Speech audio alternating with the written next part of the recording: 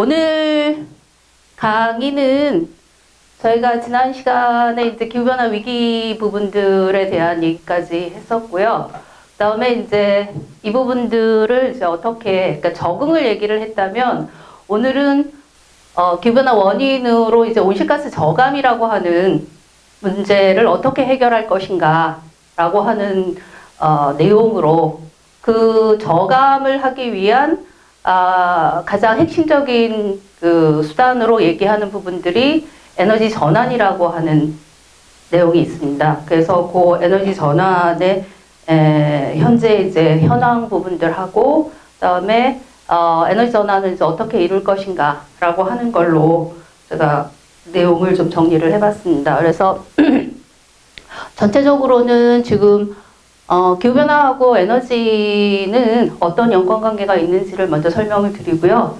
그 다음에 그 현재 세계적으로 에너지 전환 정책을 실시하고 있는 국가들이 점점 늘어나고 있습니다. 그래서 대표적인 국가에 대한 소개하고 그 다음에 그 실제로 이제 가장 모범적으로 하고 있는 국가가 이제 독일하고 덴마크가 있는데, 그러니까 독일하고 덴마크의 그러니까 간략하게 그 정책의 내용 부분, 핵심 내용들을 설명을 드리고, 그리고 이제 국내에서 에너지 전환 부분들을, 이거는 이제 정부의 정책뿐만 아니라 어떤 의미에서는 이제 시민들의 참여라고 하는 부분들로 전환 부분들이 일어나고 있는데, 그 부분들에 대한 설명으로 강의를 진행을 할까 합니다. 먼저 이 기후변화하고 에너지 어떤 문제가 있을까요? 그 온실가스가 어쨌든 지금 문제는 어딘가에서 온실가스는 배출을 하는 거 아니겠습니까? 그리고 이제 그 온실가스 자연 증가분이라고 하는 것들도 있긴 하지만 이 산업혁명 이후로 해서 이 온실가스는 인위적으로 그 만들어내는 것들이 99.9%의 그 확률적인 확률의 정당성들을 가지고 이게 이제 인간에 의한 거다라고 이제 그 얘기가 되고 있습니다.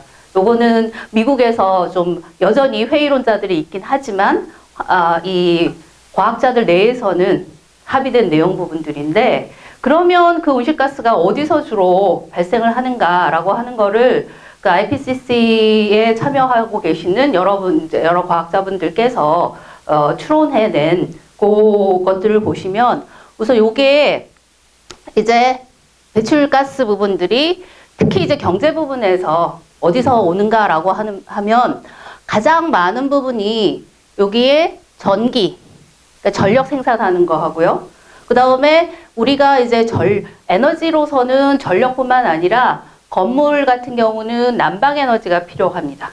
그래서 요거를 이제 여기에서는 열을 생산한다라고 하는 걸로 표현을 해놨는데, 그래서 전기 생산하고 열을 생산하는 분야에서 가장 많은 25%가 전체에서 25%가 이 온실가스 배출의 배출원, 가장 큰 배출원이 되고 있고요.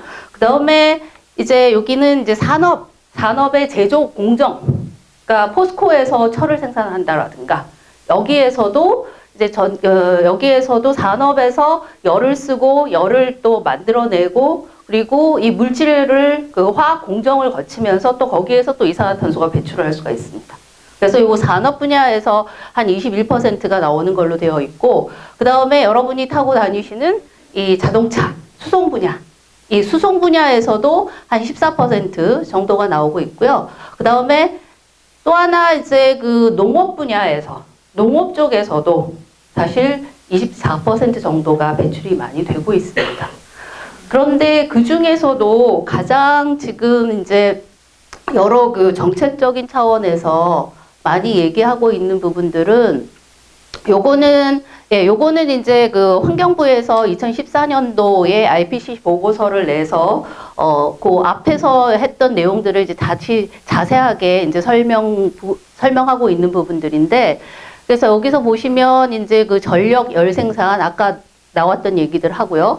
그 다음에 요게 이 간접 배출이라고 하는 것은 이제 빌딩이라든가 산업이라든가 이런 분야에서도 이제 열을 열을 필요로 하고 있기 때문에 여기에 또 들어가는 그 에너지를 생산하기 위해서 또다시 이제 그 배출되는 부분들이 굉장히 많다라고 하는 부분들을 말씀을 하고 있는 거고, 그 다음에 이제 여기서는 요거는 그 연료를 연소하고, 그 다음에 이제 그러니까 국제 수송을 포함을 해서 산업의 공정 과정에서, 그 다음에 이제 연료를 연소하는 과정에서 보시면, 대개, 1970년대부터 2015년까지 계속 이제 증가하고 있는 것들을 볼 수가 있습니다. 그래서 이 부분들을 어떻게 이제 더 이상 증가하지 않고, 억제시키든가 혹은 이제 절대적으로 감축을 시키는 이 노력들이 필요하다라고 얘기를 하고 있는 부분들이고, 그래서 제가 이제 여기에서 에너지 전환이라고 하는 것들을 설명을 드릴 텐데, 그 에너지 전환이라고 하는 부분들은 다만 이제 전력 생산을 하는데 이 재생에너지라든가 이런 깨끗한 연료를 사용하자라고 하는 것뿐만 아니라 이제 교통 분야에서, 수송 분야에서도 이 더 이상 가장 그 적극적인 대책이라고 하는 부분들은 수송에서 자동차를 이용하지 않고도 이동할 수 있는 그런 도시계획이라고 하는 부분들도 사실 이제 에너지 전환의 한 내용으로 포함이 될 수가 있는 부분들입니다. 그래서 요거는 이제 수송 분야 같은 경우도 우리가 적극적으로 좀 생각을 해야 된다라고 하는 것들을 가르쳐 주고 있는 표시고요. 그래서 지금 보시면 이 연료, 그 앞에서 이제 연료 연소라고 하는 부분들에서는 에너지 부문에서 앞으로 계속 보면 2030년까지 지속적으로 증가할 그 예측이 나오고 있고, 그 다음에 그 산업 부문에서 공정 배출 같은 경우에 있어서는 사실 에너지 부문보다 상대적으로 적기는 합니다.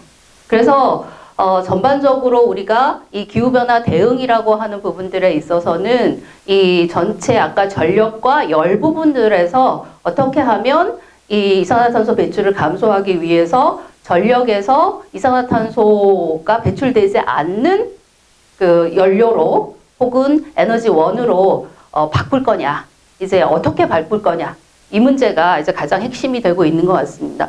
뭐 여러분들이 들으셨겠죠? 이 파리 협정이라고 하는, 옛날에는 이제 교토 협정이라고 하는 것이 있었는데, 지금 2015년도에 파리 협정에 이제 그 온실가스 부분들을, 과거에는 1997년에 있었던 교토 의정서 같은 경우에 있어서는 그때 2050년에 목표가 2%로 되어 있었습니다. 근데 이 파리 협정이 이행을 합의하던 2015년 부분에 가서는 이 교토 의정서를 가지고서 온실가스 감축 노력을 해왔지만, 그 교토 의정서에 참여한 국가가 38개, 의무로 감축을 했던 국가는 38개밖에 안 됐었고요. 그러다 보니까 예상했던 것보다도 이 교토 의정서의 효과가 그렇게 높지 않았다라고 하는 그 결과를 좀 고려를 하면서 2%, 2050년에 2도로 하는 것보다는 더 적극적인 감축이 필요하다. 그래서 요때 파리 협정에서는 2도는 공식화되어 있지만 그 197개의 그 협정 국가가 모두 다 이산화탄소 감축을 자발적으로 계획을 하고 이행을 해 나가면서 이제는 1.5도를 목표로 해야 된다. 이제 요런 그 의정서 내용이 바뀌게 됩니다.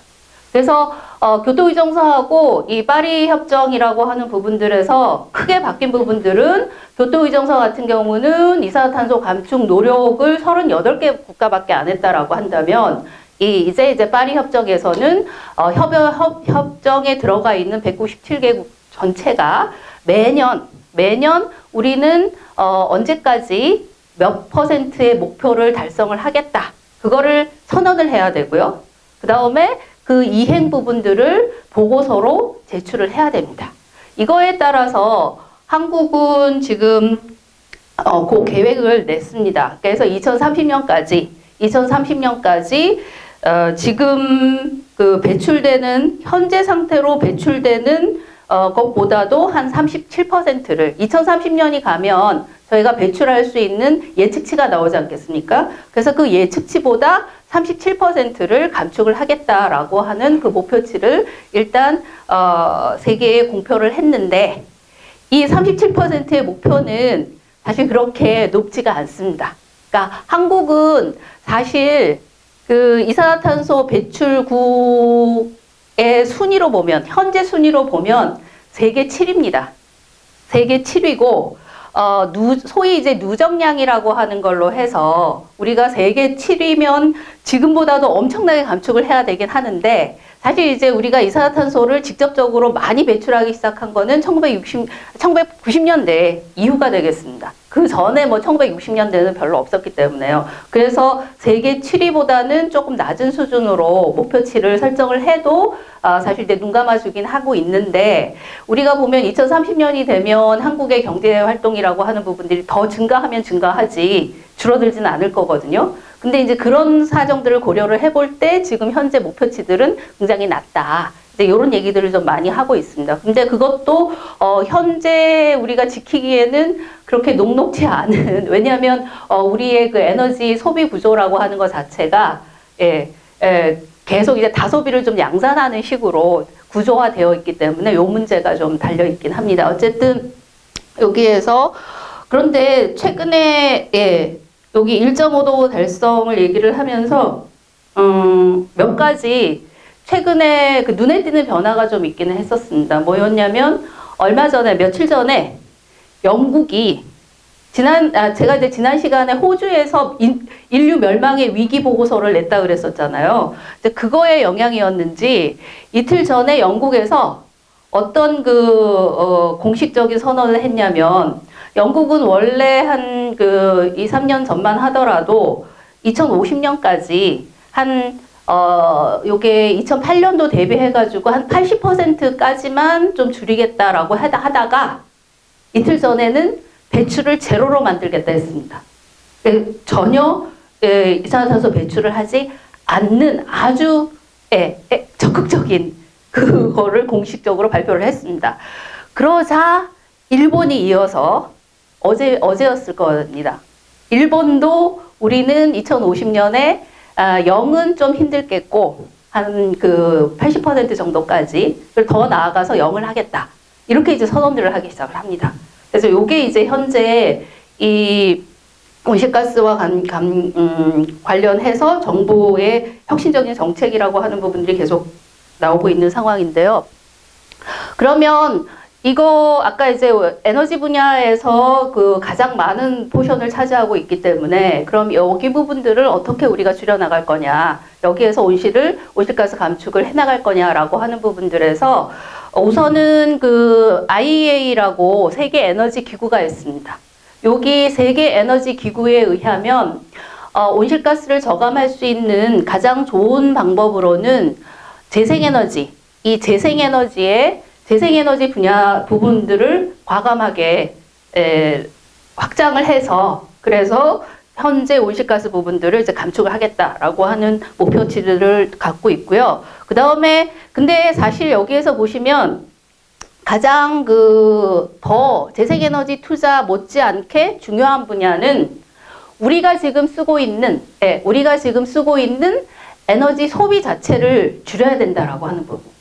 그러니까 소비를 줄이기 위해서는 그 에너지를 가지고 옛날에는 뭐 그러니까 전력을 1시간 소비를 하게 되면 100원 정도 가치를 냈다라고 한다면 이제는 뭐 여러분들도 가전제품이나 이런 것들에서 에너지 뭐 등급이라고 하는 것들이 나오지 않았습니까? 그래서 옛날에 10kW 정도 사용을 하면 난방 온도가 한 1도 정도 내려갈 수 있다고 하는데 지금은 그게 5kW만 사용해도 1도를 낮출 수 있는 식으로 기술 개발을 했는데 요거를 이제 에너지 효율화라고 하는 걸로 명명을 하는 부분들입니다. 그래서 기술 개발을 통해서 그 다음에 불필요한 에너지 소비를 줄여가지고 그거를 에너지 효율화를 통해가지고 절대적인 에너지 소비를 감축하는 거를 가장 큰 목표로 삼고 있습니다. 그래서 요게 지금 이제 IEA에서 얘기하고 있는 그런 그 부분들인데요.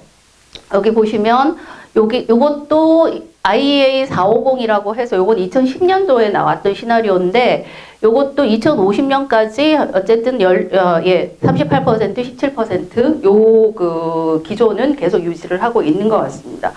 그래서 요런 그 식으로 에너지 부문에서 어쨌든 이산화탄소를 줄여나가는, 그래서 온실가스의 그 에너지의 기여도라고 하는 부분들을 줄여나가는 전체를 총칭해서 요거를 에너지 전환이라고 하는 표현으로 쓰고 있습니다. 그래서 에너지 트랜지션이라고 하는 그런 그 표현들을 하는데, 그래서 요 에너지 전환이라고 하는 거는 흔히 이제 에너지, 그러니까 전기를 생산하는데 옛날에는 석탄을 쓰고 석유를 쓰고 그리고 원전을 썼다라고 한다면 그거를 이제 태양광을 이용을 하고 풍력을 이용을 하고 해서 재생에너지 원으로 바꾸는 것.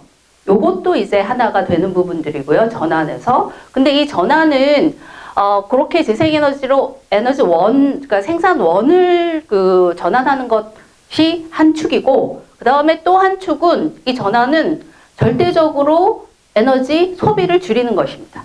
그러니까 두 축이 있습니다. 이 전환의 축, 에너지 전환의 축은. 그래서 여기에서 보자면, 네, 여기 에너지 효율화. 그러니까 하나는 큰 에너지 전환의 큰 축은 에너지 효율화, 그 다음에 재생에너지로의 원의 변화. 요 두 가지가 큰 축인데, 영국은 요거를 이제 아예 화석연료에서 나온다 해서 탈탄소 사회, 뭐 저탄소 사회를 만드는 것, 요렇게 이제 명명을 하기도 하고요.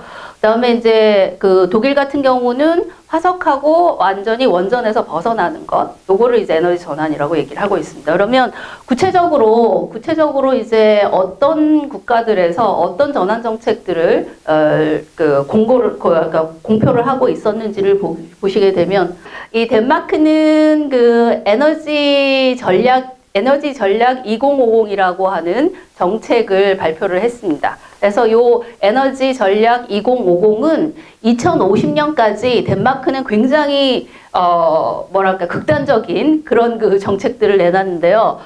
여기는 2050년까지 석탄하고 석유 가스는 일체 사용하지 않겠다. 에너지를 생산하는데, 그 다음에 그 수송 부분들, 그 다음 에너지하고 수송 부문에서, 그러니까 주로 이제 전력 에너지입니다. 전력 에너지하고 수송 같은 경우는 태양하고 풍력만, 그 다음에 그 바이오매스라고 하는 이거를 활용을 해서 재생에너지만 100%로 하겠다라고 하는 겁니다. 이제 그런 계획을 세워놓고요. 그 다음에 이제 독일 같은 경우는 2050년까지 1990년 대비해서 80에서 95% 온실가스 저감하겠다라고 하는 목표 하나 하고, 그 다음에 2050년까지 재생에너지에서 전력은 덴마크의 100%는 못 따라가겠고, 덴마크는 상대적으로 독일보다 작죠. 그래서 독일의 인구 규모나 그 다음에 이제 수출 산업이나 이런 것들을 고려를 할 때는 덴마크의 그런 목표는 우리가 달성하지 못할 것 같고 한 80% 정도까지는 하겠다. 이제 이렇게 세워놓고 있고요. 그리고 제가 여기에 적어놓지 않았는데 독일이 올해 초에 뭘 또 그 목표로 세웠냐면 석탄을 2038년까지 석탄 발전소를 완전히 폐지하겠다라고 했습니다. 왜냐하면 석탄 발전소가 이산화탄소 배출에 적극적으로 기여하는 바가 크거든요. 근데 독일은 또 하나 재생에너지도 증가를 하고, 또 하나는 원전은 완전히 지금 17기가 가동 중인데 요걸 2022년까지 완전히 제로로 만들겠다라고 하는 거가 있지 않았습니까? 그러다 보니까 여기를 좀 대체해가지고 그 석탄 발전소를 다시 유지를 해왔는데, 이거를 유지하다 보면 온실가스 저감 목표를 저기에서 2050년에 80%까지 줄이겠다라고 하는데 이걸 도저히 달성할 수가 없었거든요. 그래서 과감하게 이제 석탄까지 2038년에 퇴출하겠다. 라고 이제 얘기를 하고 그 목표 이행을 위한 여러 가지 이제 정책들을 집행을 하고 있습니다. 요게 독일이고요. 그다음에 이제 영국은 아까 말씀드렸지만 요곳의 그 원조가 되는 정책은 2008년도에 기후변화법을 만들어서 2050년까지 1990년 대비 80% 온실가스 저감을 하겠다라고 하는 계획이 나왔는데 이 계획을 며칠 전에 2050년에 이제 0으로 만들겠다라고 하는 걸로 더 강화를 시킨 겁니다. 그리고 요 밑에 여기는 노르웨이인데요. 이 노르웨이는 상대적으로 수력이나 이런 것들이 굉장히 풍부합니다. 그래서 지금도 재생 에너지의 비중이 노르웨이가 상당히 높습니다. 지금 현재도 한 80% 정도를 수력으로 다 전력은 다 생산하고 있기 때문에 사실 이제 여기 같은 경우는 온실가스 배출을 이제 2050년까지 60에서 이제 80%까지 하겠다라고 하고 있고 이제 2020년에 재생에너지 비중을 67.5% 요거는 요 재생에너지 비중은 전력뿐만 아니라 이제 그 난방이라든가 그다음에 연료 부분들, 교통 연료 부분들까지 토탈해서 그거를 이제 60%까지 하겠다라고 이제 얘기를 하고 있는데요. 그러면 이 나라들에서 도대체 어떤 정책들을 가지고 그 전환이라고 하는 것들을 그러니까 이행을 해나가고 있을까라고 하는 걸 좀 살펴보면 독일은 여기 아까 제가 목표는 이제 말씀을 드렸고 이 재생에너지 여기는 이제 전력 비중에서는 80이고요. 그다음에 연료라든가 그 난방을 비중으로 하면 약간 이제 떨어집니다. 60% 정도까지 그렇게 하고 있는데 여기는 이렇습니다. 독일에서는 우선 제가 말씀드렸던 대로 하나는 이 전환에서는 에너지 생산성이라고도 하고 에너지 효율화. 그래서 어쨌든 소비 부분들을 2050년까지 1990년에 소비하던 것보다도 50%를 절감하겠다라고 하는 겁니다. 그래서 50% 절감을 위해서는 지금 예를 들면 이 에너지 분야에서 그러니까 일반 가정으로 치면 전력인 가전 제품들 소비하는 것도 있지만 난방 부분들의 에너지가 굉장히 많이 들어갑니다.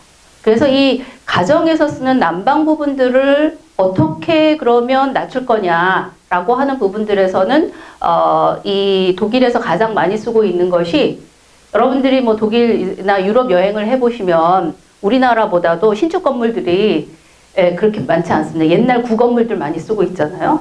이 구건물들 겨울에 춥고요, 여름에 덥고요. 그러니까 단열들이 잘 안 되는 경우들이 좀 있습니다. 그래서 이 단열화를 하는 데에 정부가 적극적으로 보조를 해줍니다.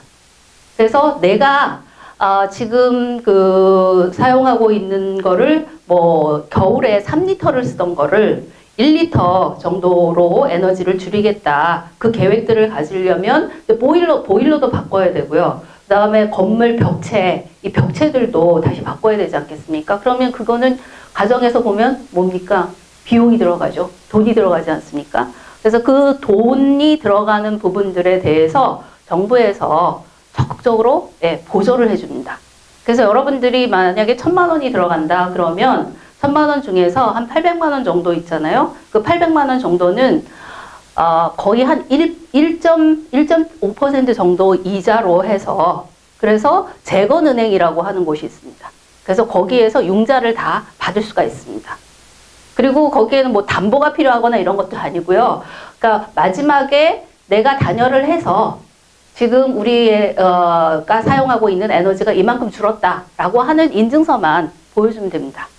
그러면 이제 그 돈을 쓸 수 있도록 이제 이런 식의 적극적인 정책들을 펴나가면서 어쨌든 에너지 생산성이라고 에너지 효율화 부분들을 앞에서 한 그 IEA에서는 49% 얘기를 했는데 2050년까지 어쨌든 50%까지 절감할 수 있도록 그걸 높이겠다라고 하는 정책 하나 하고 그 다음에 이제 나머지 분야에서는 여기는 그러니까 전력 분야, 그 다음에 난방, 열 분야, 그 다음에 교통 부분에서 재생에너지를 확실하게 높이는 겁니다. 그렇게 이제 정책들을 펴나가는데 여기에서도 그러면 이제 원자력은 전기를 생산하는 비용 자체가 한국은 지금 한국에서 공식적으로 발표한 거는 60원입니다. 근데 태양광을 쓰게 되면 한국은 지금 한 그 170원 정도가 됩니다. 그러면 여기에서 보시면 재생에너지로 이게 바꾼다라고 하는 것들은 가정으로 보면 어떻게 되겠습니까? 또 비용이 되는 거죠. 그죠? 더 비싼 것들을 써야 되니까. 그래서 여기 이제 전력이나 열이나 교통에서도 여러분들이 바꾸기 위한 그 비용 부분들을 정부에서 적극적으로 지원을 해주는 방식으로 해 나가는 게 이제 독일 내에서는 우리나라도 좀 이제 비용 부분들과 연동해서 독일 방식으로 이제 저희가 제도를 처음에는 들어왔다가 그게 돈이 많이 들어가지고 바꾸긴 했는데요. 그게 이제 FIT라고 하는 게 있습니다. 그러니까 발전 차액 지원 제도라고 하는 혹은 이제 고정 구매 제도라고 하는 부분들이 있는데 그 고정 구매 제도를 이용을 해가지고 그래서 지금 요 비용들을 좀 상쇄시키는 이제 그런 제도들을 펼치고 있는데 그거는 제가 나중에 조금 더 자세하게 이제 설명을 드리겠고요. 어쨌든 이런 방식으로 해서 진행을 하고 있습니다. 그래서 여기 보시면 그 정책에서는 우선 이제 법도 만들어 가지고 누구나 다 이 재생에너지를 활용할 수 있도록 그렇게 이제 법을 만들어 놓고 그 다음에 건물 전략이나 이제 효율 전략이나 이런 그 정책들을 세부적인 정책들을 갖고 있습니다. 뭐 자세하게 이 부분들까지 이제 설명드리기에는 시간이 좀 안 되는 것 같고요. 여기 보시면 그러면 자 이게 언제 시작이 됐냐라고 한다면 정확하게는 이 독일에서는 이 전환 정책의 그 드라이브를 확실하게 건 거는 2011년부터라고 보시면 됩니다.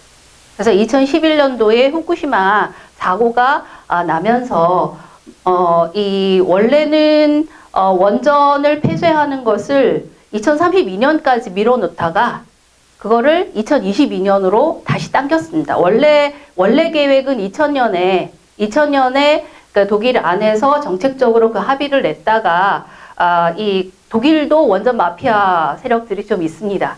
그 마피아 세력에서 2000년에 합의한 부분들을 어쨌든 10년을 연장을 하자라고 이제 2010년에 하다가 독일은 그거를 시민들이 꺾어놨습니다. 그러니까 2011년도 후쿠시마 이전에 어떤 일이 발생을 했냐면 2010년에 총선을 했는데 바로 이 수명을 연장하겠다라고 했던 기민당이 총선에서 패했습니다. 그러니까 이 2022년에 탈원전 하기로 했던 2000년의 약속들을 계속 가져가야 된다라고 주장을 한 녹색당하고 3인당하고는 총선에서 승리를 했고요.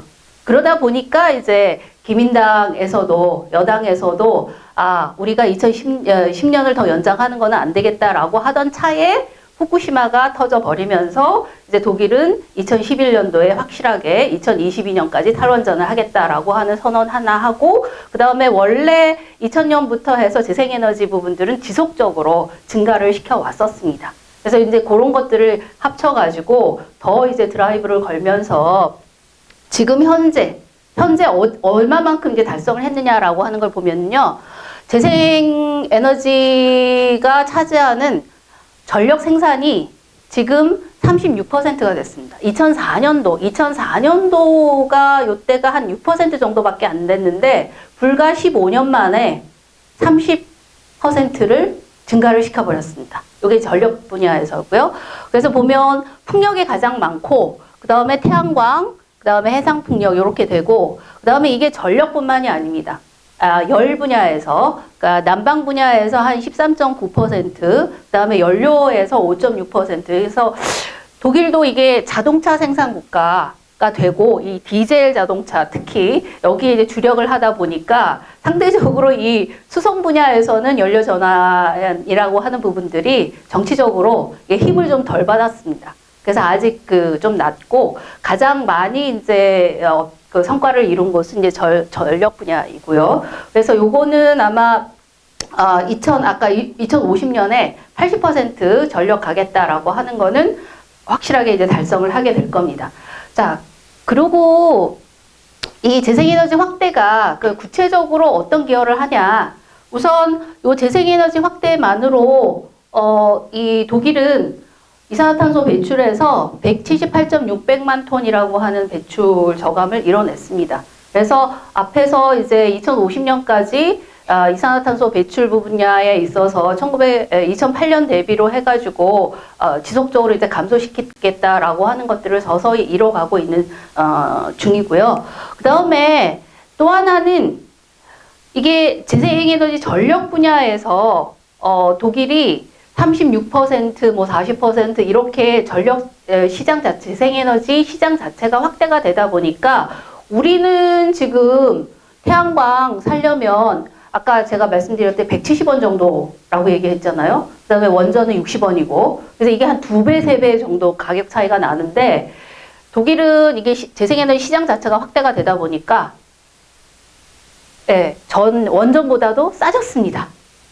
그리고 태양광 같은 경우에 보자면, 그러니까 풍력이나 태양광 같은 경우에 앞으로는 더 싸질 수 있는. 왜냐하면 여러분들이 이 원전 분야 같은 경우는 이게 1979년에 3마일 사고 났죠? 그래서 안전장치가 더 들어갔습니다. 그 다음에 또한 1986년에 체르노빌 사고 났죠? 그때 이제 경남용기라든가 또 여러 가지 그 안에 수소 포집기라든가 뭐 이런 것들이 또 들어갔습니다. 그리고 이제 2011년도에 후쿠시마 나고 그러다 보니까 이 원전의 발전 단가라고 하는 것들은 계속해서 올라가고 있는데 이 태양광 같은 경우는 그 과거에는 그 기술 부분들이 굉장히 비싼 패널을, 그러니까 예를 들면 이제 반도체가 여기 들어가는데 이 반도체를 생산하는 데에 굉장히 비쌌던 것에서 지금 계속 내려가고 있습니다.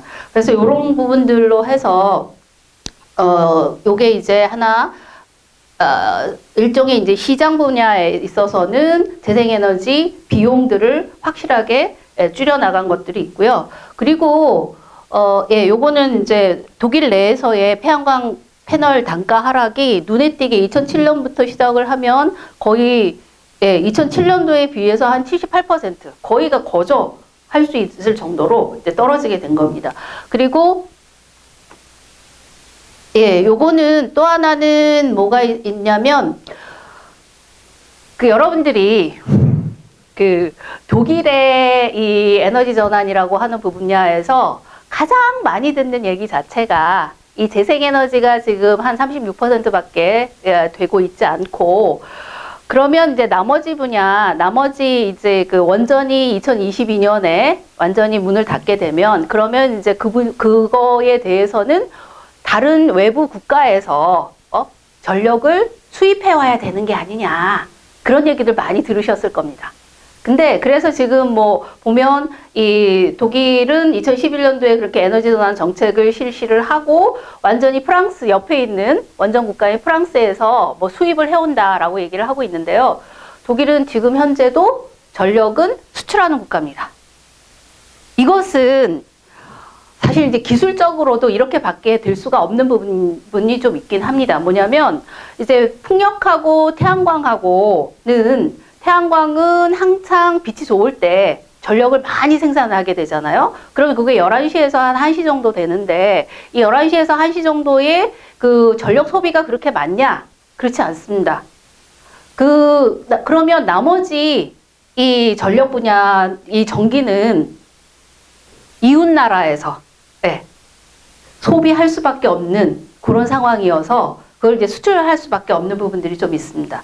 요거는 아직까지 그거를 저장할 수 있는 배터리라든가 이런 기술들이 아직 이제 많이 그 개발이 되지 않아가지고 근데 요것도 이제 얼마 있으면 그 완전히 이제 전환이 될 수 있을 텐데 그래서 재생에너지를 더 많이 활용하면 활용하게 될수록 독일 같은 경우는 에너지 수출 국가가 될 수밖에 없습니다.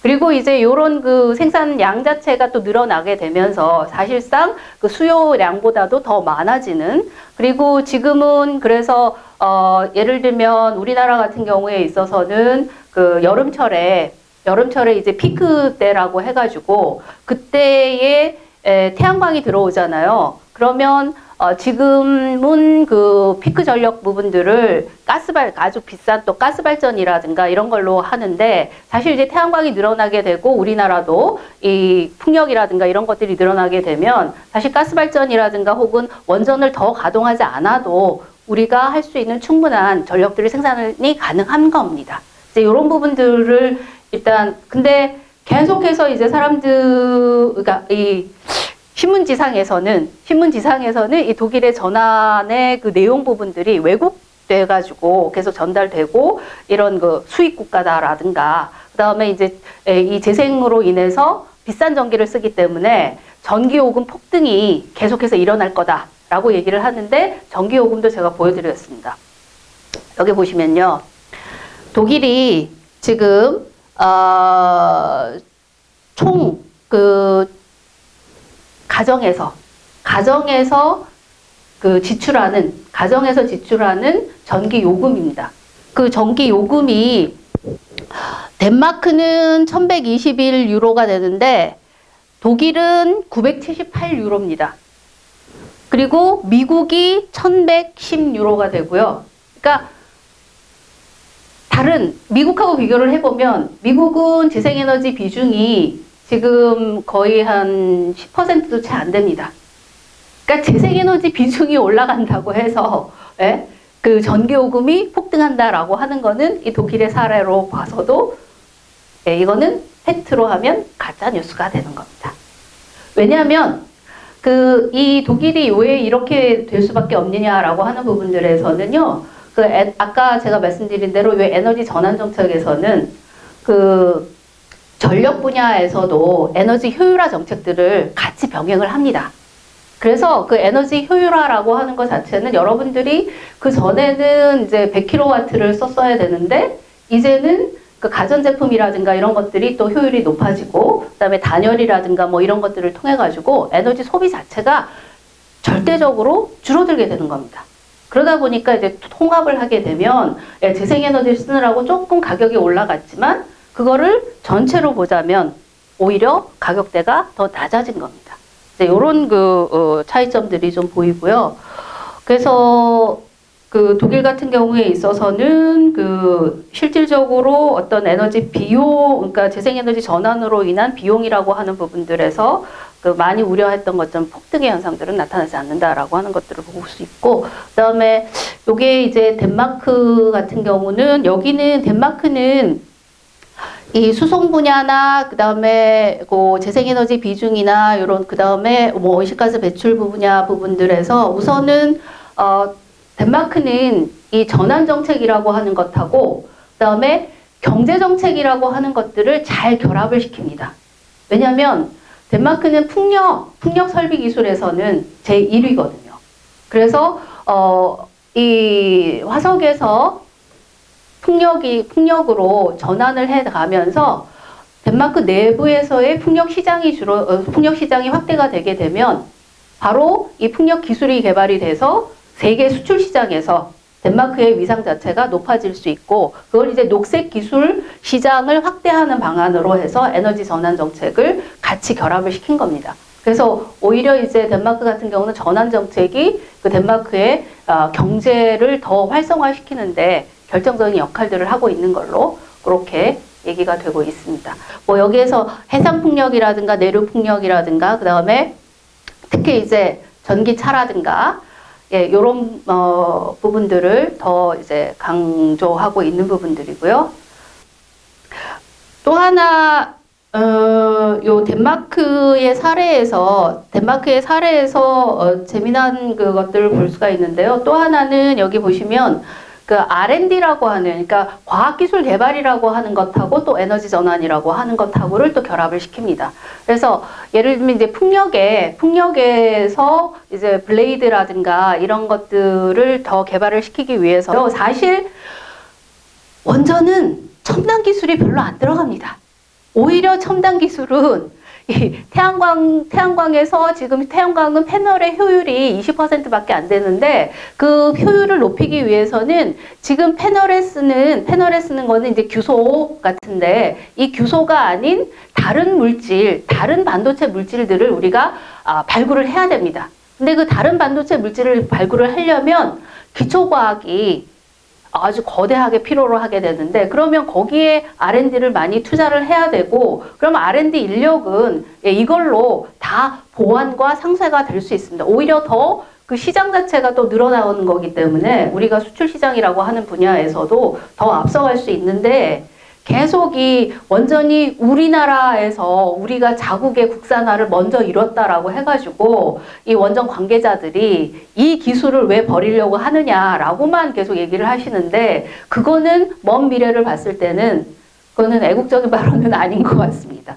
오히려 이제 앞서 나가는 기술 분야를 우리가 선도적으로 선취를 해야 되는 분야고, 그 선취의 영역에서는 재생 분야가 훨씬 더 넓게 있다라고 하는 부분이죠. 이제 그런 것들이 있고요. 그래서 여기는 이제 덴마크는 건물과 상업 분야, 그다음에 재생에너지 확대, 그리고 그 또한 이 전환 정책은 한국으로 봐서는 이익이 될 수 있는 부분들이 많습니다.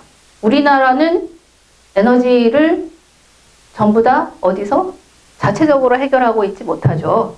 97.97%를 해외에서 수입하고 있습니다. 석탄 안 나죠? 가스 안 나죠? 근데 유일하게 우리가 활용할 수 있는 것은, 태양은 어디서 수입할 필요 없지 않습니까? 풍력도 바람도 수입할 필요 없는 부분들이죠. 그 다음에 지열 같은 경우도 수입할 필요가 없습니다. 그러니까 사실 그 에너지에 대해서 수입 의존들을 높인다라고 하는 것 자체는 우리는 재생에너지로 전환할 수밖에 없고, 재생에너지로 전환하게 되면 이제 수입 부분들을 97% 수입을 더 줄일 수가 있는 거 아니겠습니까? 그럼 에너지 소위 이제 자립국가, 에너지 자주국가 이렇게도 얘기를 할 수가 있는 부분들이고, 그래서 이 국민 총생산 분야에서 에너지로 인한 외부로 나가는 경비가 없어지니까 그 총생산 분야에서는 이 비용 이등이라고 하는 부분들을 우리가 달성할 수도 있는 부분들입니다. 그런 것도 이제 잘 생각을 하셔야 되는 거고요. 예, 뭐 정책 성과 부분들은 예, 여기도 보면 덴마크도 가장 그 성공적으로 이런 부분들이, 우리가 자동차를 하나 생산을 할 때 과거에는 덴마크가 그러니까 풍력 그 블레이드를 하나 생산을 할 때 덴마크는 한 100kW를 전기를 썼다면, 지금은 네, 저기 보시면 40% 정도를 줄였습니다. 60kW면 충분히 생산을 할 수가 있습니다. 그래서 그러니까 이 생산하는 데 들어가는 비용 절감이라고 하는 부분들을 볼 수가 있고요. 그거를 일종의 이제 에너지 그 소비 자체의 절대적인 감소 부분들을 이뤘고요.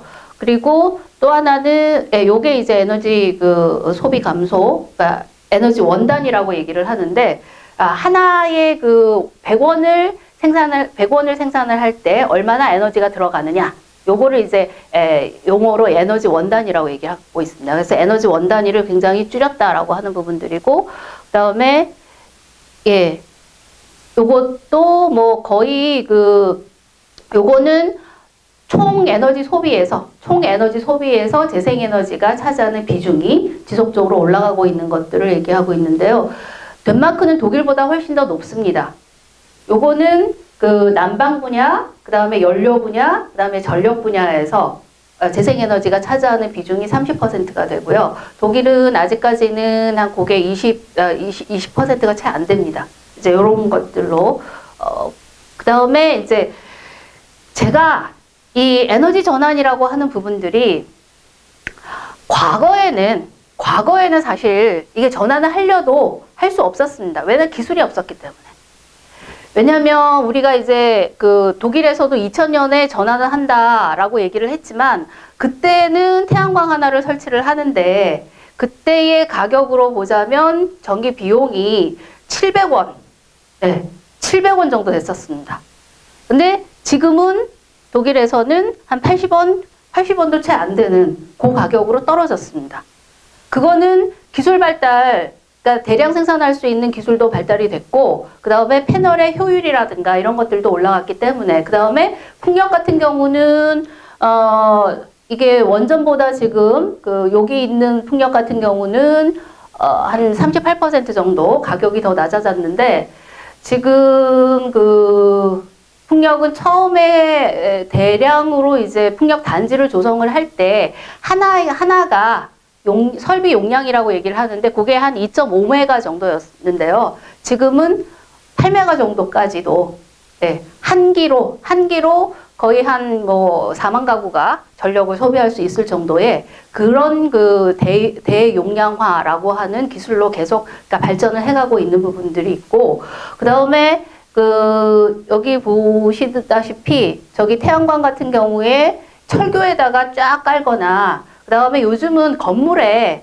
그러니까 남향이 아니어도 그 건물 벽면에만 깔아도 거기에서 과거에는 그러니까 효율이 굉장히 낮았는데 그 효율이 점점 올라가고 있습니다. 그래서 남향 효율 같은 경우는 뭐 28%까지가 이제 최고조로 달아오고 있고요. 이제 요런 그 기술 개발 같은 경우는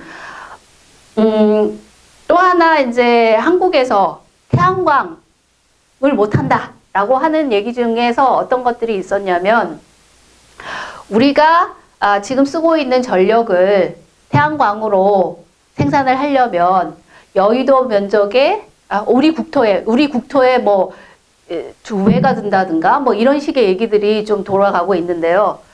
그것도 전혀 사실에 맞는 얘기가 아닙니다. 그거는 태양광 패널이라고 하는 그 효율이 굉장히 낮았을 때 얘기고, 현재 수준에서 태양광 패널을 하게 되면 제가 지금 머릿속에 정확하지 않는데 지금 국토의 한 4% 정도, 국토의 4% 정도만 태양광을 깔아도 현재 사용하고 있는 전력 생산, 이론적으로는 전력 생산이 가능하다라고 하는 얘기들이 나오고 있습니다. 근데 이게 이제 한 10년 안에 계속해서 효율은 좋아질 거거든요. 그렇게 되면 그 국토의 비중은 더 낮아질 수밖에 없는 부분입니다. 그 다음에 역시 이제 풍력도 마찬가지로 지금 이제 우리가 2.5메가 정도가 국산 부분들에서 그러니까 대형화할 수 있는 부분이었는데, 그것도 이제 점차적으로 기술이 발달이 되면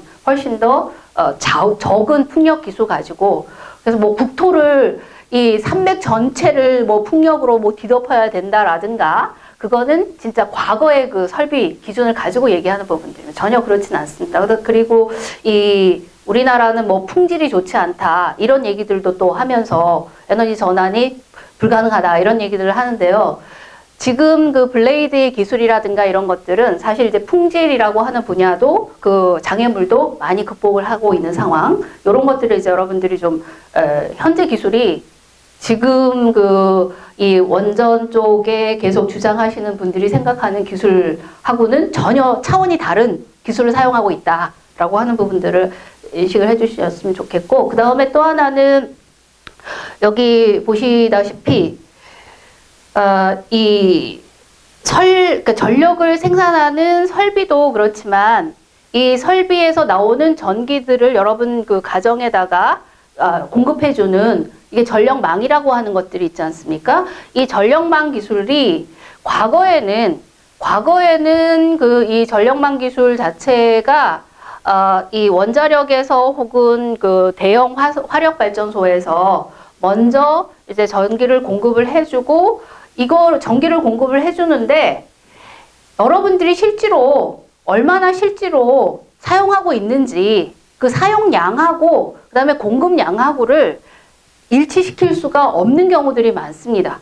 왜냐하면 이 사용하고 있는 것들을 측정을 해줘야 되는데, 이 측정 기술이 그 이전에는 요즘에 뭐 여러분들 뭐 IoT라든가 이런 그 얘기들 들어보셨을 거예요. 이런 컴퓨터 기술이라든가 그다음에 IoT라든가 이런 센서 기술이라든가 측정 기술 이런 것들이 아주 비약적으로 발전을 하게 되면서, 사실 여러분들이 11시에 세탁기를 돌리고 그다음에 뭐 토스트기를 돌리고 이러느라고 그때는 피크가 되는데, 그러면 그때의 공급을 더 늘려주면 되고, 나머지 잠자고 있을 때, 그죠? 잠자고 있을 때는 상대적으로 그거를 줄이면 되지 않겠습니까? 그게 실시간으로 그 과거의 전력망에서는 이게 IoT 기술이라든가 ICT 기술이 결합이 되지 않아서 이거를 맞춰주기가 어렵습니다. 근데 여러분들이 요즘에 얘기를 스마트 뭐 그리드 이런 얘기 들어보셨을 거예요. 바로 이 스마트 그리드라고 하는 기술 자체는 이제는 그 디맨드, 소위 이제 수요에 맞춰가지고 이 공급 조절이 가능하게끔 되어 있는 이제 그런 그 전력망의 그 확산, 기술 확산이 가능해졌다라고 하는 부분들인데, 근데 이게 왜 이제 이 원전이나 화력발전이나 이런 대형 발전소 같은 경우에 있어서는 이 재생에너지를 공급하는 데에 이제 그 그러니까 장애물이 되느냐라고 하는 거는 바로 이 대형 발전소나 원전이나 이거는 출력의 자유로운 변동이 가능하지 않기 때문에 그렇기도 합니다.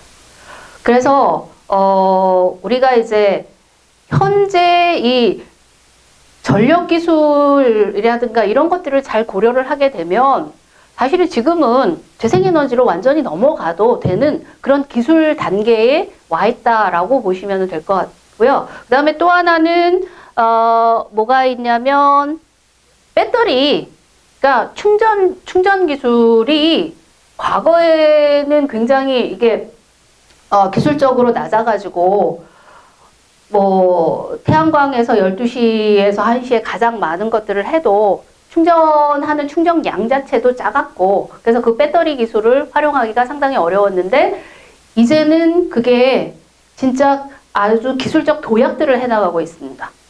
그래서 이 소위 여러분들이 또 재생에너지 하면 두려움을 갖고 있는 게 그런 거 아닙니까? 태양광 빛이 안 나오고 그다음에 바람이 불지 않고 그러면 나는 어떻게 전기를 쓰지? 이제 그게 가장 걱정이었지 않습니까? 그거는 이게 배터리 기술이 낮았을 때 얘기고요. 지금 LG에서 왜 리튬이온 배터리 자동차에 들어가는 그 배터리 기술도 있잖아요. 그거 바로 여기다가 연결해서 쓰면 됩니다. 그리고 그 용량 자체가 과거에는 뭐 1시간 정도 집안에서 쓸 수 있는 1시간 정도만 유지할 수 있다라고 한다면 지금은 거의 뭐 24시간까지. 근데 이제 이것도 24시간을 한다 하더라도 문제는 비용의 문제잖아요. 근데 그 비용도 점차적으로 낮아지고 있다라고 하는 부분들입니다. 그래서 이런 것들이 사실상은 이게 우리가 전환이라고 하는 것이 의도적으로 온실가스를 저감하기 위해서도 필요로 하는데 첨단 기술에 맞추어서 사실 그런 것들을 변화할 수밖에 없는 그 시점이 또 여러분들이 살고 있는 요 시점이다라고 보시면 돼요. 옛날에는 70년대에 석유 위기 파동이 났을 때 그때도 그 과학자들이 그런 얘기 했습니다. 태양광 쓰고 그다음에 풍력 쓰고 이렇게 하면 된다 얘기했지만 그때는 못했습니다. 그때는 비싸니까요. 그때는 뭐 1,000원이 아니라 지금 뭐 800원이 아니라 거의 뭐 몇만 원 단위. 그래서 그때는 원전이라고 하는 게 들어갈 수밖에 없었습니다. 그때는 그게 유일했거든요. 석유를 대체할 수 있는 게. 근데 그 시점하고 지금의 시점은 여러분들이 완전히 다른 시기에 기술의 시대에 살고 있기 때문에 그런 거는 이제 다시 고려를 해야 되고요. 그리고 또 하나는 이 에너지 하면 또 여러분들이 우리가 상시적으로 그렇게 에너지를 공급하는 거를 써왔기 때문에 그런 상상밖에 못 하십니다. 그러니까 우리가 전력을 상시적으로 해야 된다 그러면 원전이라고 하는 하나로 아니면 화력발전 하나로 대형으로 그것도 항시적으로 공급받는 그런 것만 이제 생각을 해보셨는데, 근데 이 재생에너지 같은 경우는 태양광, 그 다음에 풍력, 그 다음에 뭐 바이오에너지 이런 것들을 다 전력망으로 같이 연결을 해놓게 되면 태양광이 없을 때는 뭐 바이오로 쓰고 그 다음에 풍력이 조절이 되면 뭐 다른 걸로 쓰고 해가지고 이렇게 요거를 또 하나 이게 연결이 가능하다. 그래서 그 연결을 하게 되면 여러분들이 그러니까 항시적으로 24시간, 그러니까 원전만 24시간 전기를 공급할 수 있는 것이 아니라 재생에너지도 24시간 전기를 공급할 수 있다라고 하는 부분들이고요. 요게 이제 여기 가운데에 나오는 게 그러니까 전기를 얼만큼 생산할 수 그래서 지금 이제 독일은 전체적으로는 요게 전력이 36%밖에 차지하고 있지는 않는데 작은 도시들 같은 경우에 있어서는 현재도 100% 전력을 공급받고 있는 곳이 있습니다. 이제 이런 그 상황이고요. 그래서 요거는 또 하나는 요게 전환이 우리도 이제 경제와 연동해가지고 원전 수출 시장을 얘기할 게 아니라 더 확장되는 수출 시장으로 우리가 진출을 해야 되지 않겠습니까?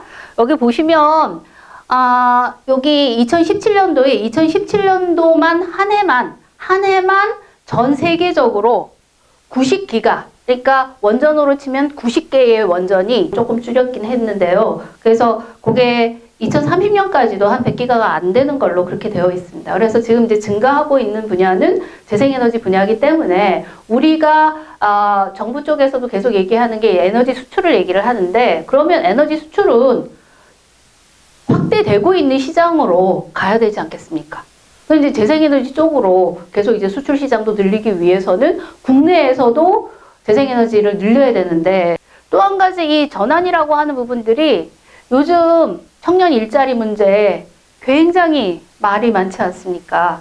이게 그 일자리도 생성이 되지 않고, 그 다음에 이제 좋은 일자리도 없어지고, 뭐 이렇게 얘기를 하는데, 원전 관련해서 뭐 부품업, 뭐 이렇게 해가지고, 그러니까 원전 운영하고, 그 다음에 설계하고, 이렇게 관련한 걸로 나오는 게 한 3만 명 정도 됩니다.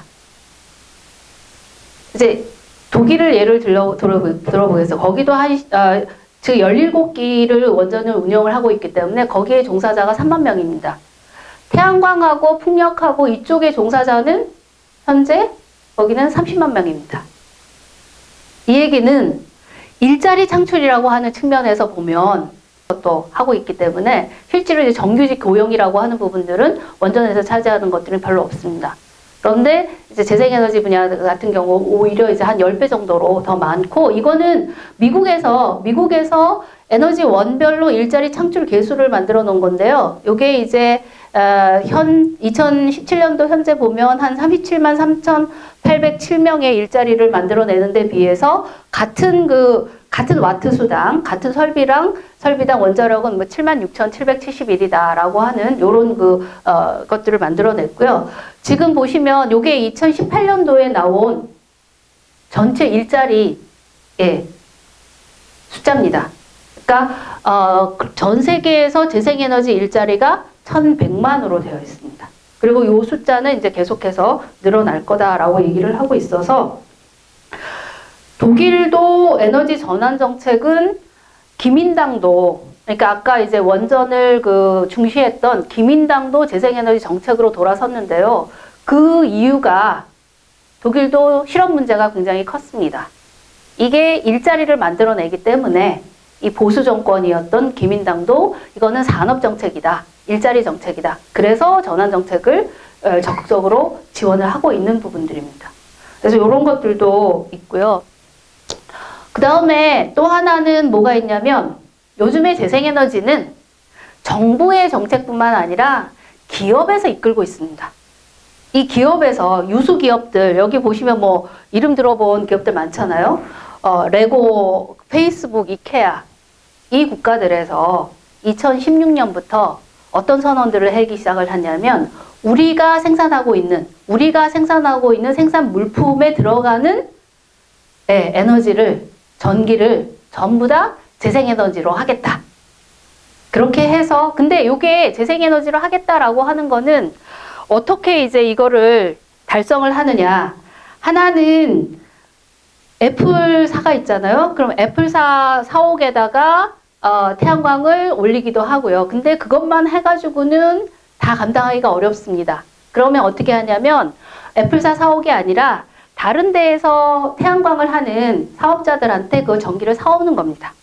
그래서 전력을 직접 구매를 해가지고, 그렇게 해서 내가 100kWh를 쓴다 그러면 내가 생산하는 거 20kWh, 그 다음에 나머지 80kWh를 재생에너지 업자한테 사와가지고, 그렇게 되면 이게 애플에서 100% 재생에너지로 가겠다라고 한다면 그거를 애플이 다 이제 다른 재생에너지에 투자를 하는 방식이 되지 않습니까? 그러면 그걸로 인해서 미국 내에서는, 미국뿐만 아닙니다. 미국뿐만 아니라 뭐 저 아프리카에도 뭐 재생에너지를 투자한다라든가 이런 식으로 해가지고, 지금 애플은 2020년까지 이걸 달성하겠다라고 했는데, 구글 같은 경우는 2017년에 이미 자기네들을 100% 달성했다라고 선언을 했습니다. 근데 내용은 이제 좀 더 들여다봐야 되긴 하겠지만, 이제 그런 것들을 하고 있고요. 근데 이게 한국에도 이거는 직접적으로 영향을 미치기 시작을 했습니다. 뭐냐면, 예. 자, 애플이 자기만 하겠다가 아니라, 자, 애플에는 삼성에서 반도체가 들어갑니다. SK 하이닉스에서도 들어갑니다. 그러니까 SK 하이닉스에서 반도체를 생산을 할 때 너희들이 이게 재생에너지로 생산을 했는지 그거를 인증을 해달라. 그거 아니면 우리 안 받겠다. 근데 한국은 불행하게도 아까 이제 애플은 이게 재생이나 이런 데서 전기를 사올 수 있다 그랬잖아요. 우리는 아직 사올 수 있는 데가 없습니다.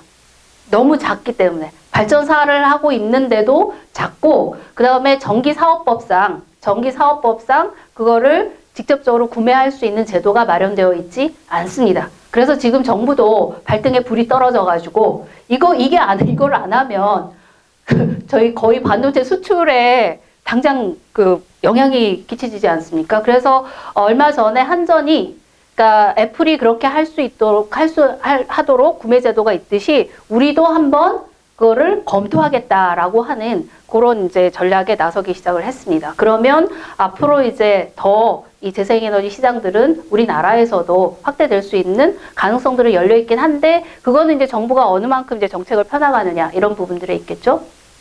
뭐 그런 것들이 있고요. 그 다음에 이제 또 한 가지, 이게 이 재생에너지는 화력이나 원전이나 이것과는 전혀 다른 그 기술이라고 하는 거는, 여러분들이 원전을 운영할 수는 없죠. 그죠? 그 하나 짓는데 5조가 되는데 아무리 돈을 모아가지고 한다 하더라도 원전을 개인 소유하기는 굉장히 어렵습니다. 그렇지만 저도 요즘 전력 생산을 하고 있는데요. 저 베란다 태양광 깔았습니다. 그래서 그렇게 생산자가 될 수가 있습니다. 그러니까 제가 250와트 깔아놨는데 그 250와트 깔아놓으니까 지금 제가 한 7,000원씩은 계속 줄이고 있는 것 같아요. 다른 그 아파트보다는 제가 항상 전기는 40%를 덜. 그러니까 이게 재생에너지라고 하는 것 자체는 태양광, 특히 이제 태양광 같은 경우는 생산자와 소비자의 구분이 없어진다라고 하는 부분들입니다. 그래서 여기서 보면 아까 독일이 재생에너지 36% 정도 갔다고 얘기를 하잖아요. 그 36%를 가는 데에 가장 기여를 했던 것은 정부가 아닙니다. 네, 주민이 했습니다. 이 주민이 여기 보시면 소위 이제 개인이라고 해서 35%. 그러니까 지금 독일 내에 태양광도 있고 이제 풍력도 있고 한데 그 주인들, 그 설비를 직접 소유하고 있는 소유주들이 개인이 35%고요. 그다음에 우리 한정처럼 이 전력사에서 소유한 거는 지금 한 5%밖에 안 됩니다. 요거는 이제 2012년도의 그 자료인데 요 비중은 거의 비슷하게 지금 가고 있어서 제가 따로 저긴 안 했는데, 그리고 여기 보시면 여기 아주 이쁜 건물에 요게 유치원 건물입니다. 이 유치원 건물에 이제 태양광을 올려놨는데, 이 태양광을 소유하고 있는 소유자는 그 로이트키리라고 그러니까 독일 중부에 아주 자그마한 마을이 있는데 그 한 2만 명 정도 거주하는 거기에서 협동조합을 만들어서 그 협동조합에 한 80명 정도 회원들이 있다 그래요. 그 80명 정도 회원들이 출자를 해가지고 거기에서 태양광하고 주로 이제 태양광을 했는데, 지금 한 그 출자자들이 벌어들이는 금액이 연 4% 정도 된다라고 합니다. 그러니까 이런 유치원에도 하고 교회에도 하고 그 다음에 그 큰 발전사하고 4메가짜리 이제 태양광 일부를 이제 협동조합 소유로 해가지고 그런 식으로 해서 이 협동조합이 그런 식의 이제 협동조합이 독일에서는 현재 880개가 되고 있습니다. 한국도 2011년도 후쿠시마 이후에 협동조합 설립 붐이 일어나가지고요. 제가 이제 조사를 좀 해봤는데 현재 전국적으로 해가지고 협동조합이 현재 한 230개 정도 되는 것 같습니다. 네, 독일은 좀 단위가 880개 정도 되고 있고요. 그 다음에 요거는 유럽 전역에서도 협동조합은 계속 늘어나고 있는 것 같습니다. 그리고 이제, 네, 한국으로 돌아오면, 이 한국에서는 이 전환이라고 하는 부분들이 아까도 제가 말씀드렸듯이 온실가스 감축에 저희가 한 세계 7위로 현재 기여를 하고 있기 때문에 여기에 걸맞는 책무를 수행을 해야 되고 그 책무 수행을 위해서는 어쨌든 에너지의 절대적인 감축과 그 다음에 재생에너지로의 전환이라고 하는 부분들이 좀 필요한 것 같습니다. 우리는 이게 에너지 소비 부분들에서 네, 다른 국가보다도 특히 이제 일본이나 독일보다 1인당 전력 소비가 엄청 높습니다. 그러니까 일본 같은 경우에 한 7천 정도라고 한다면 우리가 한 9천 정도로 여전히 그 9천을 또 넘기도 하고 그래서 이런 그 전환의 필요성 부분들은 다소비 국가이기도 해서 이런 부분들이 있고요.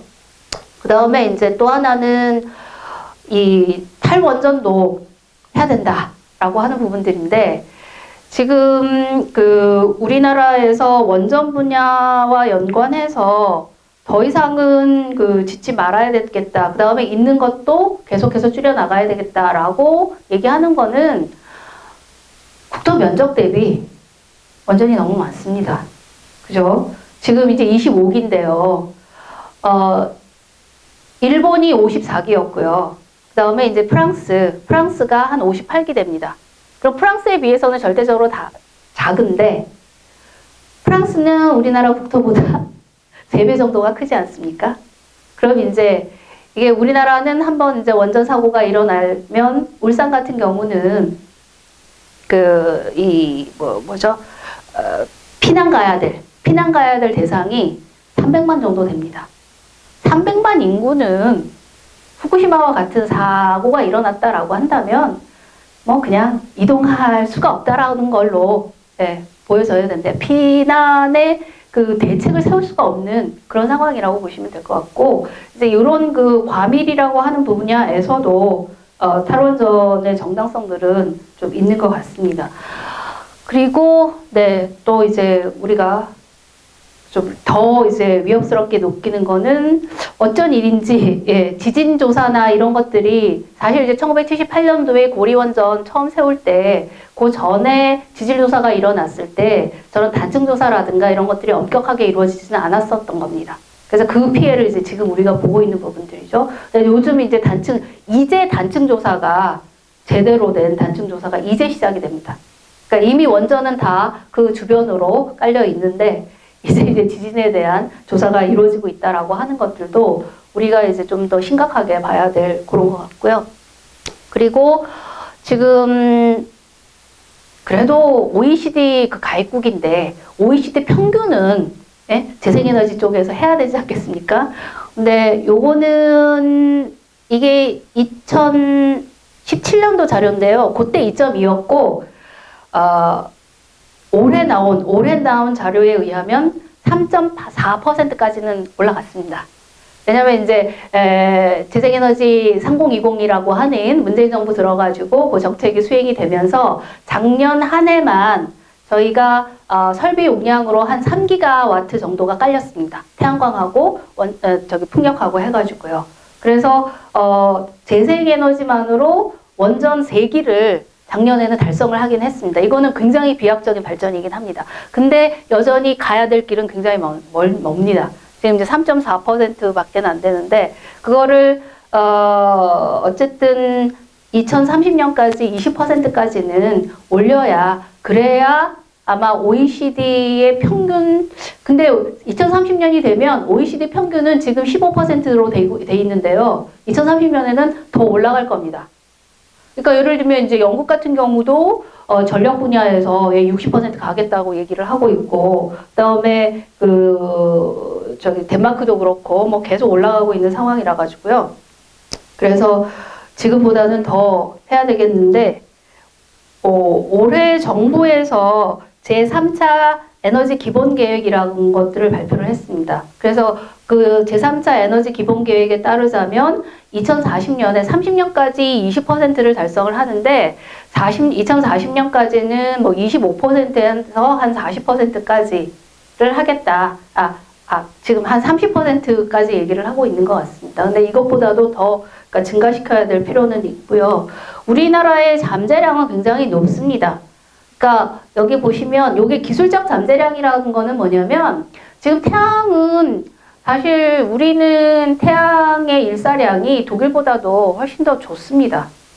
그러니까 항시적으로 4시간 정도를 할 수가 있는데 독일 같은 경우는 2시간 정도, 평균이 2시간입니다. 근데도 불구하고 거기는 그 태양으로 36% 풍력하고 해가지고 했잖아요. 근데 우리는 지금 2.2, 3.4%. 이건 좀 부끄럽지 않습니까? 그래서 이게 이제 보자면 그렇게 태양광하고 풍력하고 뭐 이렇게 해서 그런 설비들을 갖췄을 때 실제로 이제 얼마만큼을 연간 전력을 생산할 수 있는가라고 하는 것들을 이제 표로 나타냈는데 그 중에서 사용하고 있는 게 2015년도에만 하더라도 거의 뭐 10분의 1도 안 되는, 네? 20분의 1도 안 되는 그 정도 수준이어서 어쨌든 우리가 기술적으로는 충분하다라고 하는 것들을 보여주는데 그래서 이제 그러면 한국에서 그러면 요 에너지 전환이라고 하는 부분은 물론 이제 정부에서도 문재인 정부가 들어서면서 이제 전환에 대한 얘기들을 이제 비로소 하기 시작을 했습니다. 근데 이 부분들에 앞서서 한국에서는 제가 이제 한국에서의 움직임들을 좀 보게 되면 2011년도가 굉장히 좀 기점이 됐던 것은 사실이었던 것 같습니다. 그래서 2011년도에 후쿠시마 사태가 일어나면서 어쨌든 원전에서도 우리가 좀 탈피를 해야 되겠다. 그러려면은 뭐부터 해야 될까? 이런 그 고민들을 했던 여러 이렇게 시민 운동 단체들하고 뭐 마을에 이제 몇몇 깨어 있는 시민들이 뭘 하기 시작을 했었냐면요. 예를 들면 이제 그 저쪽 그 동작구의 성대골 같은 경우는 우리가 절약부터 하자. 그러니까 절전 운동을 했습니다. 그러니까 그때 이제 절전 발전소라고 하는 거를 해가지고 이 마을 도서관에다가 한 12가구가 우리 한번 1년 동안 절전해보자. 그래서 각 집마다 그래프를 만들어가지고요. 월별로 내가 얼만큼을 썼는지 그 경진대회를 하기 시작을 했습니다. 도서관에다가 이제 하루 와가지고 내가 어떻게 했는지, 얼마나 그걸 했는지 절전 운동을 시작을 하면서 그때 이제 그 같이 참여했던 시민들이 그 다음 단계로는 이게 절전만 가지고 될 게 아니라 그러면 우리가 초등학교에다가 태양광 올리고 그 다음에 유치원에다가 태양광 올리고 해가지고 발전소를 한번 지어보자. 그래서 협동조합을 만들어가지고 그런 이제 발전소 사업들도 해가기 시작을 했고요. 그 다음에 이제 여러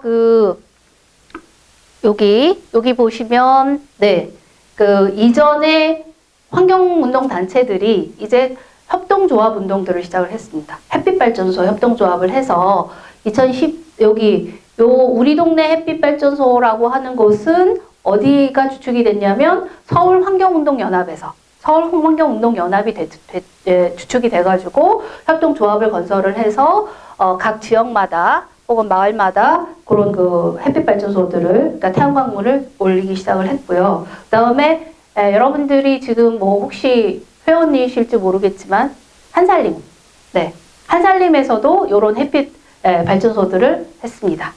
그리고 제가 조사를 한 바에 의하자면 가장 이 햇빛 발전을 해가지고 확대를 가장 많이 한 곳이 원불교였습니다.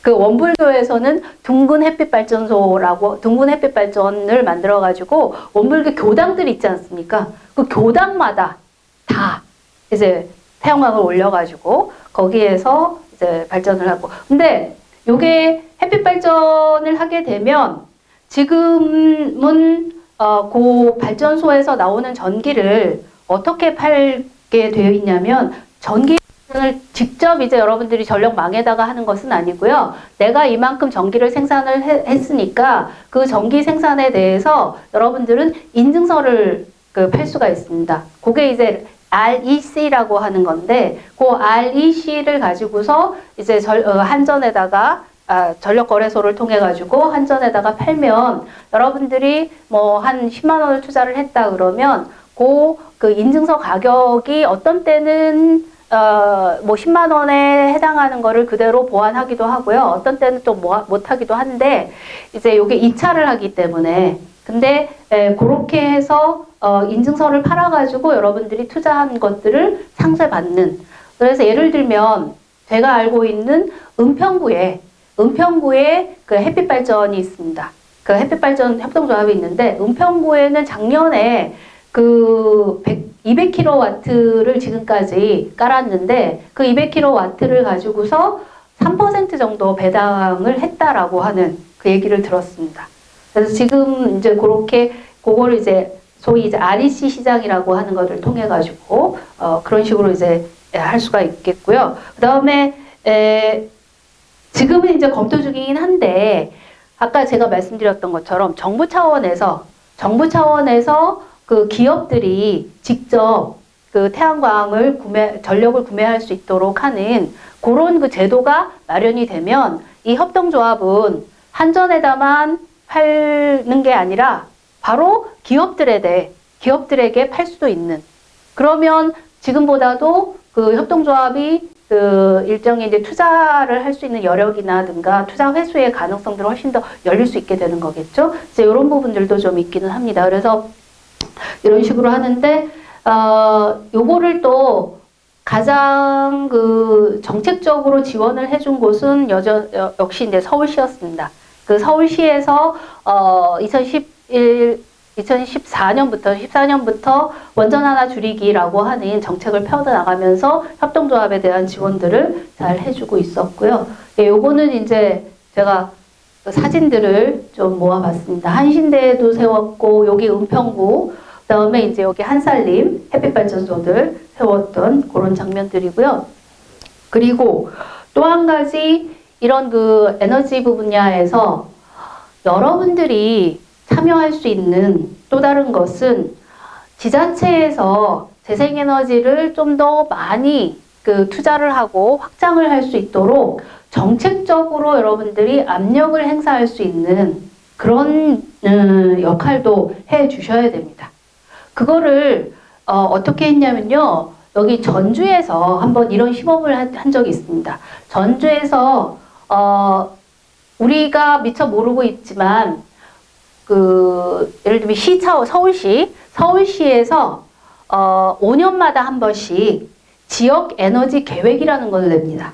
그럼 그 지역 에너지 계획을 낼 때 우리가 에너지 공급을 뭘로 할 거냐, 그런 것들을 이제 그 비중을 정하거나 어디에다가 연료전지를 할 건지 태양광을 할 건지 이런 것들을 계획을 세우는 게 바로 지역 에너지 계획입니다. 근데 지금까지는 이 지역 에너지 계획은 서울시의 이제 에너지과의 몇 사람이 그냥 머리를 굴려가지고 그리고 이제 여러 가지 로비들도 들어오겠죠. 이런 것들과 해가지고 주로 이제 화석연료 중심의 그런 에너지 계획을 냈었는데, 전주 및 대구 뭐 몇 군데에서 이 지역 에너지 계획을 그러면 이번에는 시민들과 함께 세워보자.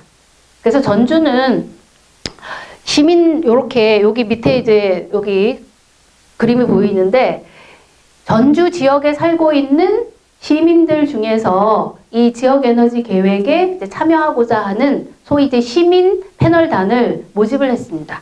그래서 한 30명 정도가, 이거는 뭐 나이도 고려하고 뭐 직업도 고려하고 해가지고 또 모집자 중에서 그래서 30명이 모여가지고 그 전주시청에 있는 에너지 계획하고 있는 사람들하고 같이 함께, 그러면 전주에서 재생에너지를 한 20% 정도 늘리려면 협동조합도 만드는데 지원도 해야 되고, 그다음에 뭐 에너지 그 감축하는 데도 절전 운동도 해야 되고, 뭐 이런 여러 가지 그 실천 방안들이 있지 않겠습니까? 그래서 그거를 같이 세운 겁니다. 그래서 그런 방식으로 하게 되면 그 관료가 그냥 일방적으로 계획한 것보다는 훨씬 더 재생에너지에 대한 그런 그 정책적인 반영이라든가 이런 것들이 더 진보되지 않겠습니까? 그래서 이런 시민 참여형 이제 지역 에너지 계획이라고 하는 것들을 재작년에는 그냥 그 시도별로 의지가 있는 곳에서 좀 했는데, 최근에는 이게 이 새 정부의 그 방침인지 요거를 반드시 하도록 하는 그런 조례가 생긴 곳도 있습니다.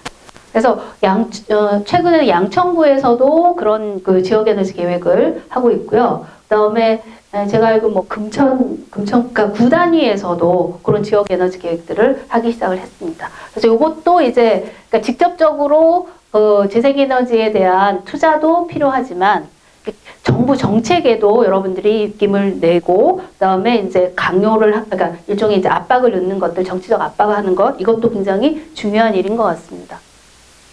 그다음에 요거는 이제 지금 현재로 뭐 여러 가지 얘기들을 하고 있는데, 어쨌든 제가 종합적으로 좀 설명을 드리면, 이제 그 온실가스 감축이라고 하는 그 기후변화 대응에 대한 절대적인 목표의 달성이라고 하는 부분들에서 가장 중요한 분야를 차지하는 것이 에너지에서 이산화탄소 부분들을 줄이는 것이고, 그 에너지 분야에서 절감을 하기 위한 전체적인 이제 정책을 에너지 전환 정책이라고 일컫는데, 그 전환 정책의 두 축은, 하나는 에너지 효율화를 통한 에너지 소비의 절대적인 감축, 그 다음에 재생에너지의 확대, 이렇게 이제 두 개로 정리를 할 수가 있겠고요. 그리고 이제 전환부 분야 같은 경우는 이 에너지 기술상의 변화를 통해서 밑으로부터, 과거에는 위로부터의 전환이었다라고 한다면, 바로 시민들이 참여하는 그런 그 밑으로부터의 전환이라고 하는 것들이 충분히 가능하고, 이제 그것들을 통한 한국에서도 그런 전환 시도가 그러니까 충분히 필요한 시점에 와 있다라고 하는 것들을 좀 알아주시면 감사하겠습니다. 이상으로 오늘 강의는 마치도록 하겠습니다. 감사합니다.